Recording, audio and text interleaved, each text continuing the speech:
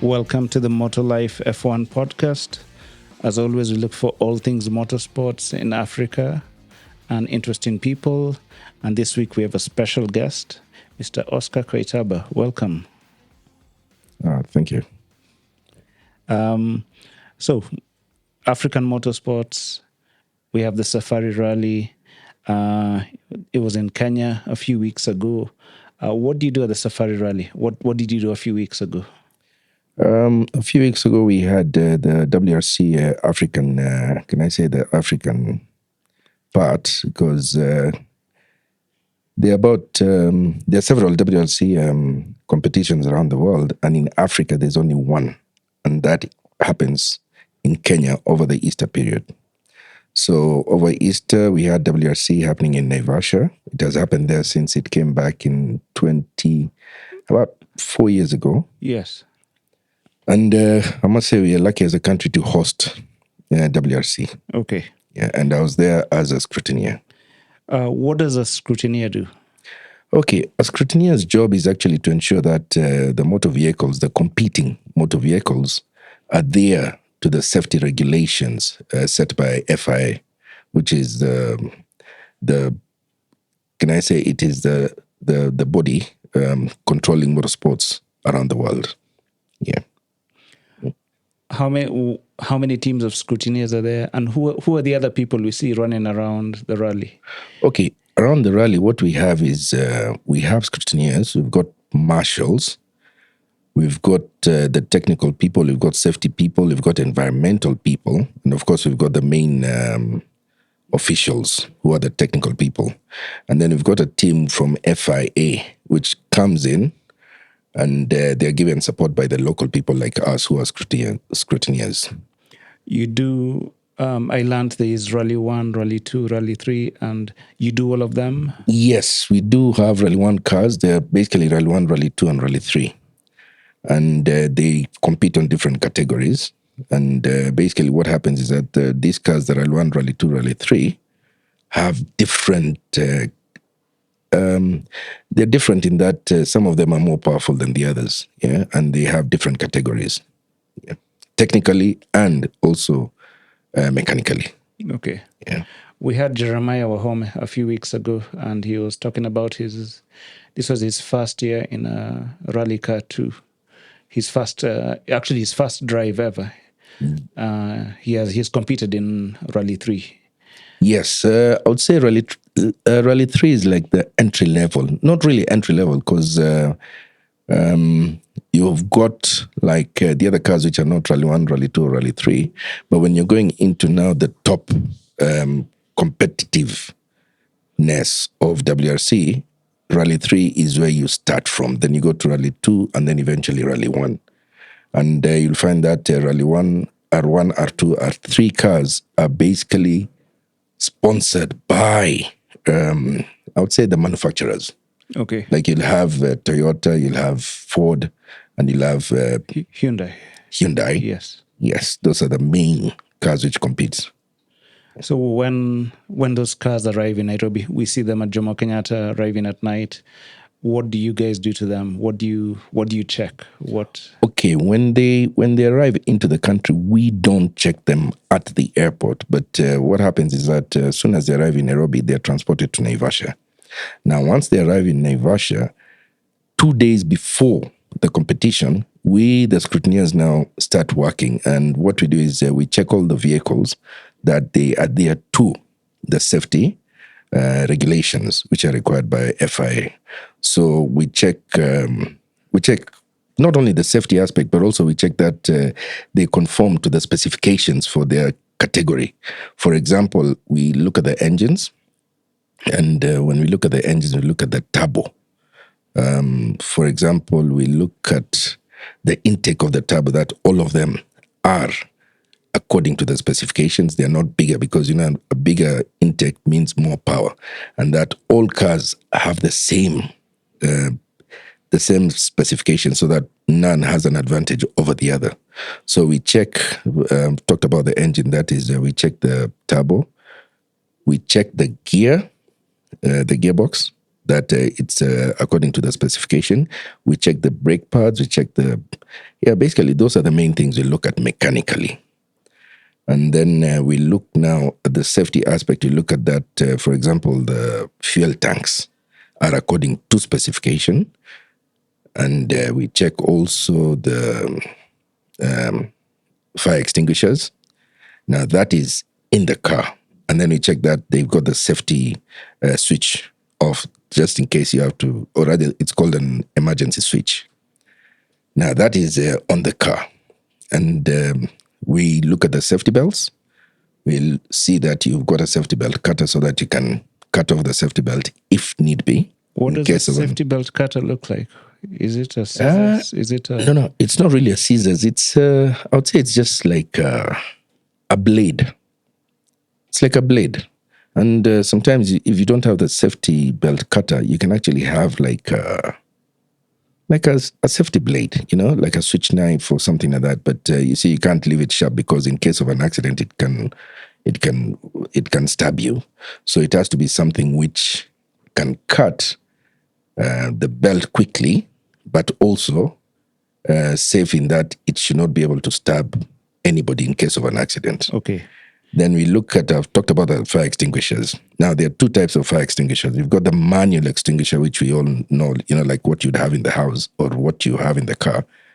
And what we look at is that it's up to date, and you see that the pressure is correct. And then there is the automatic fire extinguisher. We check that the pump for that fire extinguisher is working. And then we also check the kit, the driver's kit. We look at the helmet, that it conforms to the current regulations, because they do also expire. Because, as time goes on, technology improves and safety gets better and better. So you cannot be putting on a hat, or rather a helmet, which is like 10 years old. That one is will not meet the regulations. So you can detect how old a helmet is? Yes, there are stickers on the side. Okay. And that sticker, it's a hologram, and you can see the date. And there's a number which you look at. So before we do scrutineering every year, we have a training, I would say not even a day, but I would say a couple of hours, where we are now brought up to date to the current regulations. Okay. Because as time goes by, year after year, there are different regulations, and better regulations come in. And I'll give you an example. The past 2 years, we had electric vehicles competing in the rally. And the regulations for that time was totally different from now, where we now have the natural aspirated engines or turbo engines, which is very different from the electrical engines, the electric vehicles. Okay. Could I ask, I'll come to a question about electric cars later. Yeah. But how many years have you done scrutineering since the Safari? Since how it did you started. How does somebody start being a scrutineer or a marshal? Okay. One, it's a totally voluntary job. Voluntary? Yes. Okay. One thing, obviously, is that, you have to have an interest in motorsport, have an interest in motor vehicles. And if you have some mechanical knowledge, it would help. But you don't have to be a mechanic to become a scrutineer, right? So how I started was, just having an interest in motor vehicles and hanging around people who are rallying. And it started way back, I would say, in the 90s. I had friends who used to rally, so I would accompany them and help them, like change the tires, put fuel, take the tires with punctures, have them fitted, bring them back, meet at a certain point, So that's how I basically started. And with time, with time I got more and more into it. And eventually when WRC came back to Kenya after 19 years, when a friend of mine, they were looking for scrutineers and said, "Hey, Oscar, are you interested?" And I said, "Yeah, definitely." So we went and we were trained for about a day. And from there, I've been there since WRC came back. Okay, cool. Yeah, which is about 4 years now. Yes. I think this was, 4 years. Yeah. And then, so in a typical When we look at the race week you had this year, we know the rally. What's the week like for you from Sunday to Sunday? Because the rally ends on Sunday. Yes, but I know the that, last day is a Sunday. Yes. And normally I would say it starts, it's 3 days. So I would say it's normally a Friday, Saturday, and then eventually finishes on Sunday. Now, for us, we go 2 days before the rally starts. Because one, we've got to go and prepare the place, set up the place. Then we have the day before, we have a training to catch up with whatever new regulations which have been brought in. And then the day before the rally, we now scrutineer the cars. We check all the vehicles which are competing. We check that, of course, they meet all the regulations, and then all the local vehicles, the cars from overseas vehicles. Now, we've got vehicles which compete under the WRC competition, so they are different. Their regulations are more strict than the other cars which are doing now the national rally, because some of the local guys are, yes, competing, but not under WRC, but the national competition. KNRC. Yeah, KNRC. Okay. I would say, the regulations are a bit more, I can't say lenient, because really you can't be lenient when safety comes into play. So yes, they're also very strict. But I would say when it comes to things like the kit, not the helmet, of course, that is very important, but I would say like the overall they put on. Like the WRC guys have to have, like the latest, which comply to the international standards. The local guys can get away with it as long as it is fire retardant and it is not torn and it's, it's in good It's last year's gear. Yes, he can use last year's gear. Yes. That's not a problem. Like even for seats, for example, normally, I'd say an R1, R2, R3 car, they cannot have the same seats 2 years in a row. But the local guys can even use a seat which has been there for maybe 3-4 years. Yeah. So such kind of thing. So the local guys can get away with it, but the international guys have to adhere to the international standards, WRC standards. And sometimes they think we are hard on them, but really we are not hard. What we want to ensure is that they are safe. Okay. The other thing is we look at for example, the safety, the roll cage, as we call it. The roll cage, very, very important. And there we cannot take any shortcut or take any, you have to make sure that it adheres to the international standards, whether it's a local car or an international competitor. They have to meet the same standards. Who are some of the people who can install roll cages in Kenya? Are there companies? I'm not very sure about this, but I think there's only 1 or 2 companies who are allowed to make roll cages. But then they have to be certified by the international approved companies, approved by FIA. Okay. Yeah. And one thing is that you cannot repair a roll cage. Once it's dented or it's bent, that's it. You have to get a new one. That's massive investment. It is. It is. It is. Well, rallying as a whole is a massive investment. And that's why you find not many local people nowadays rally. As you must have noticed that fewer and fewer locals are competing nowadays in rallies. Yeah. I think it's been something which has come up in even, I think I even saw, I don't know if it was this year or last year, Carl Tundo at the start. He just talks about, look, he's mentioned things about the cost of entering, and is that why we see fewer we don't have that many local drivers at the front? We don't even have in R1 Rally 1 Kenyan drivers. Well, we used to have, there was a family which was really, really into rallying, and they used to invest a lot of money into rallying. But unfortunately, they stopped due to their own personal decision. And they are the ones who actually had, I would say, R1, R2 cars. It was a family, they had about 5 cars. And in fact, they used to take their cars out of the country for for servicing, for fixing, and they even had international mechanics, professional mechanics, and even co-drivers they used to bring in from Europe to come and train them and to come and co-drive them and to come and maintain their vehicles. So they were able to afford it. But coming to the local people, yes, they were local also. But coming to the local people nowadays, it's very hard to find, I don't know how to call them, local drivers. I don't want to use the term I was going to use, but local drivers. One, companies nowadays do not support rally sport as they used to. In the olden days, you'll find that people would get support from, if it was a fuel company, petroleum company, they would give them free fuel for that period. You find when we had the tire manufacturers like Firestone, they would give them tires maybe for the rally. But nowadays, very, very, very few companies sponsor local people.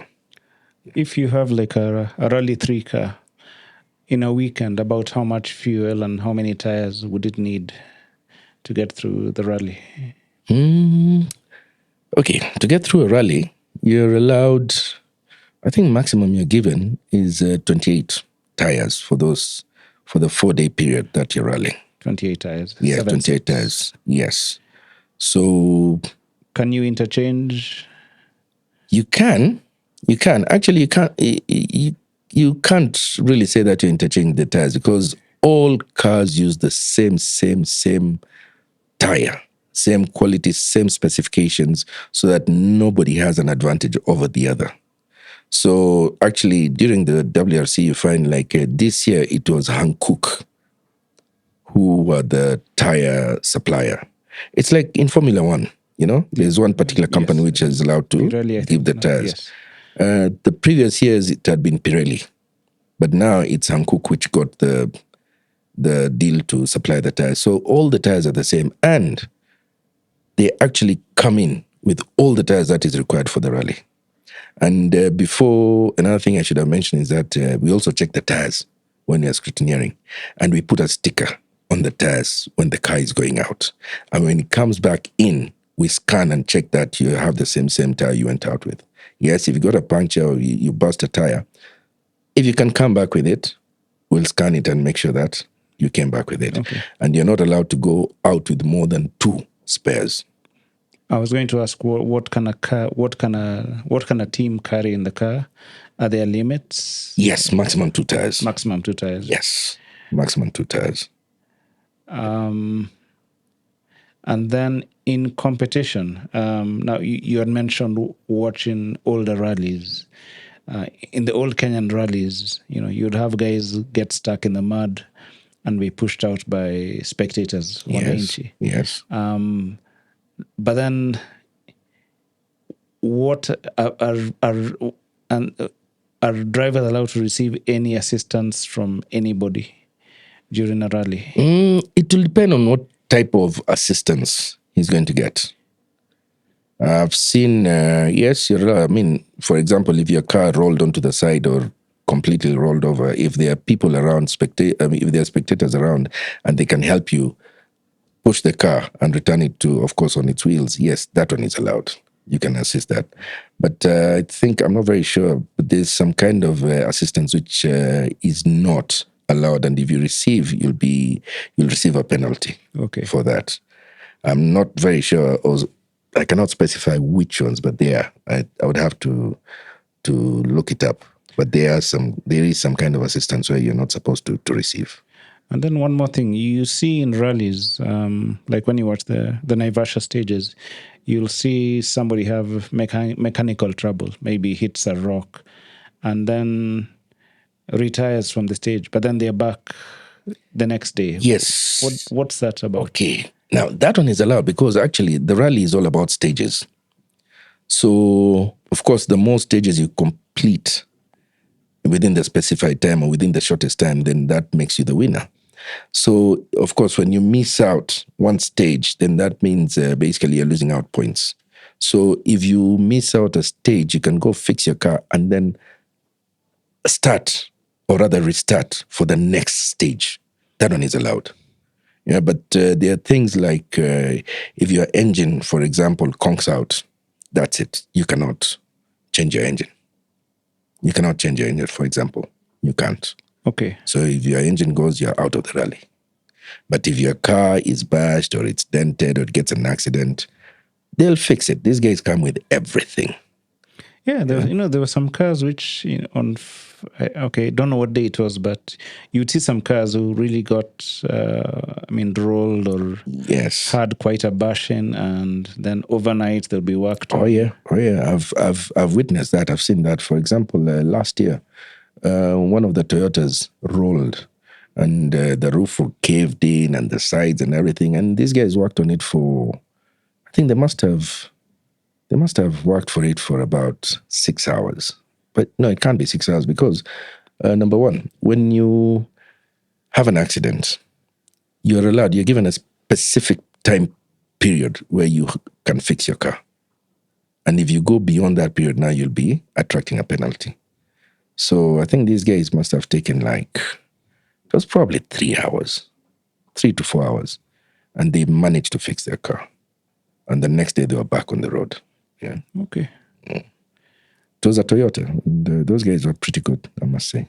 Toyota have done a clean sweep of Kenya since they came back. Oh yes, they have. They have since WRC started. I think it's always been Toyota, but this year they got good competition from Hyundai. Yeah. Do you expect? I think the expectations about some new rules coming to WRC. I don't know if it's from next year. Do you think more manufacturers will now want to enter? Yes. Yeah. There are new rules which have come into play which will open up the field more, and it's definitely going to attract more manufacturers to come in. I've heard in the grapevine that Subaru are probably going to make a comeback. Oh, that would be nice. Yeah, I think Subaru so many are going fans to in come Kenya. Subaru, Yeah. people who actually were inspired by the 90s and 2000s Subarus. Yes. And you see them racing all around Nairobi with their... Yeah, with the Subaru Boys. Yes. Yeah. Well, one thing, during the period where the electrical vehicles were competing, that restricted a lot of companies from competing in the rally. Because number one, it was a very expensive technology. It was a very complicated technology. And not many people could afford to invest in that. And it restricted the WRC to very few, I'd say mainly three companies which could afford to take part. But even them eventually had to give up because it was just too expensive and too complicated. Yeah. You spend the whole rally week in Naivasha. I assume you guys have got camps and accommodation. Yeah, we are given accommodation. Yes. To be as near as possible to the rally, the rally headquarters where all the scrutineering takes place. And like I said before, we go 2 days before we scrutineer. And even during the rally itself, we do spot checks on scrutineer. We can go and scrutineer a car when it's in a stage somewhere. And once we scrutineer from the technical park, we call it the technical zone. Once we finish there, we go out onto the stage. And in various places, we've got different people in different places. And once a car stops, to do a time check or whatever, you'll notice a scrutineer will go and peep into the car. And he'll be looking at different things. Like he'll look, for example, if the driver or the crew have their balaclava on, they have their helmet on, they've got their whatever, the head restraint on, and they've got their gloves, for example. And if you're going to be driving without your gloves or you don't have your safety gear properly, they'll note it or take a picture, send it to the technical crew, and you'll be penalized for that. Okay. Yeah. And then we also look at cars, like you mentioned, cars which get an accident, for example. We see a car is still rallying and we think that accident it got has compromised its safety. We'll take a photo, send it to the technical people, and they will check and assess whether that car should continue rallying or not. Yeah, so those are the kind of things we do at the stage.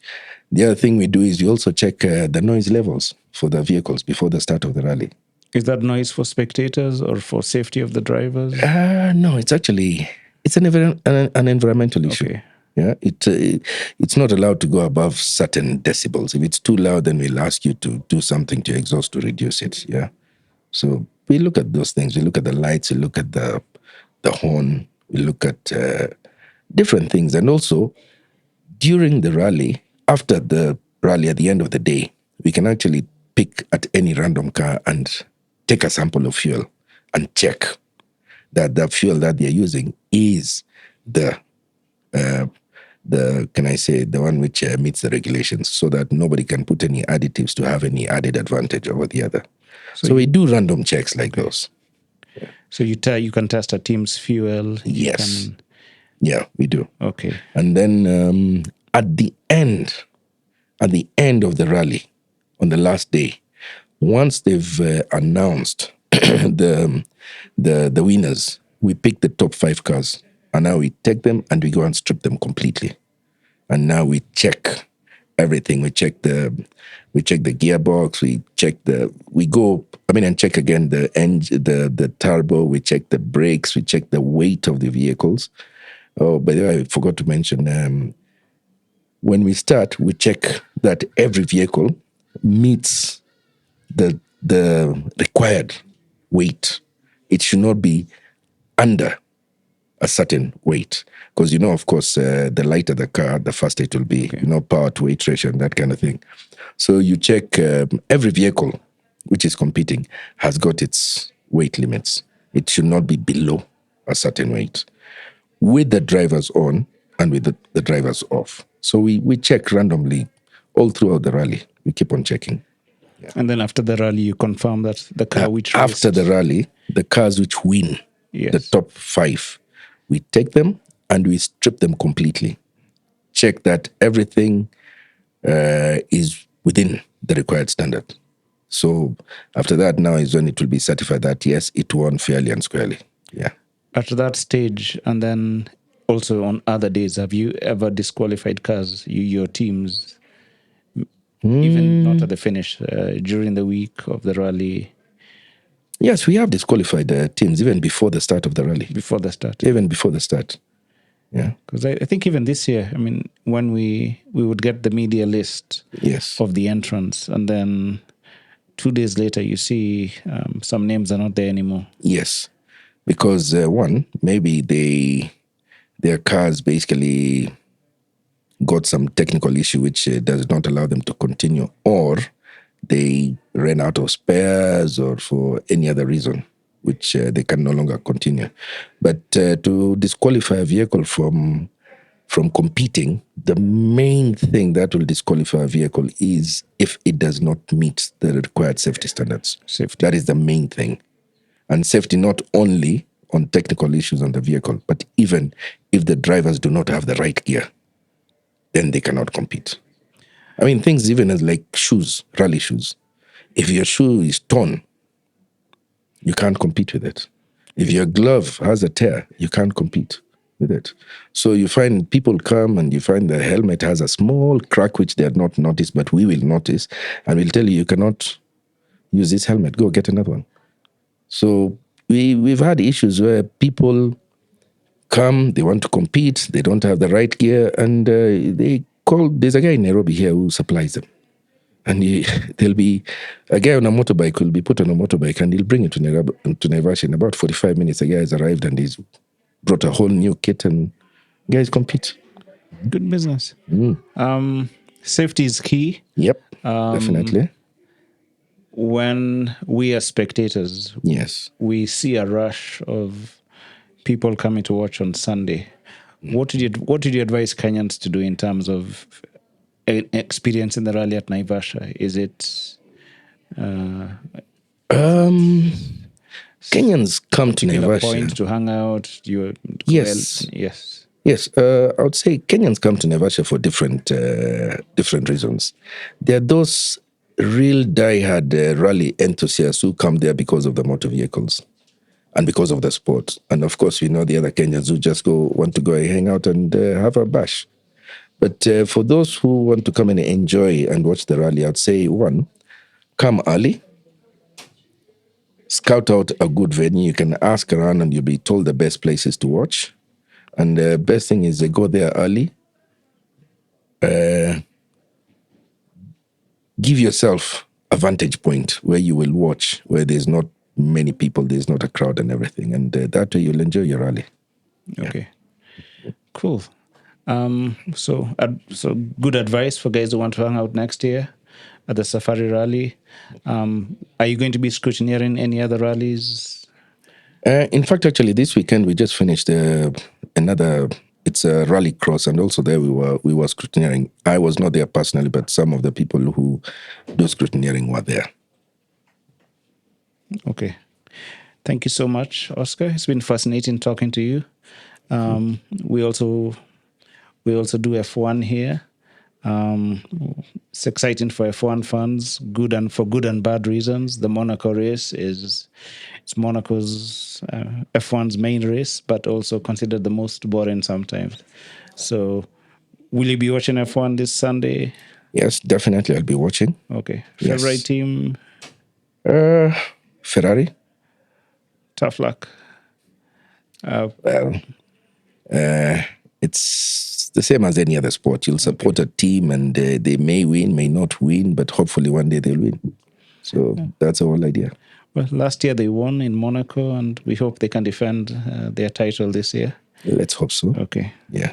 So thank you so much, Oscar. Where can we find you? What do you do? You're an avid golfer. You're a... Yes, actually. Yes, I am an avid golfer. I play a lot of golf. And then I like traveling a lot. And anywhere, anything motorsport, you'll find me. For example, at the end of this month, or rather on the 1st of June, we have a Rhino Charge happening in Baringo. And I will be there. Yes. You're the first one to tell us it's in Baringo. Are you sure about that? Rumor has it so. Rumor has it so. Yeah. Okay. Well, we'll watch you there. Are you competing this year? No. I stopped competing about 5 years ago. Okay. Age is caught up. No, you're a young man. Now, I competed for about almost 10 years, or rather part of a team for 10 years. But now I just go for the love of the sport. Oh, and also, even scrutineers are there. Okay. Yeah, we also have to scrutineer the cars for safety. Okay. Thank you so much, Oscar, for sharing your insights on motorsports. And we look forward to seeing you at the Rhino Charge, and next year the Safari Rally. Do come back and join us. I will do that. Thank you very much for having me. Good day.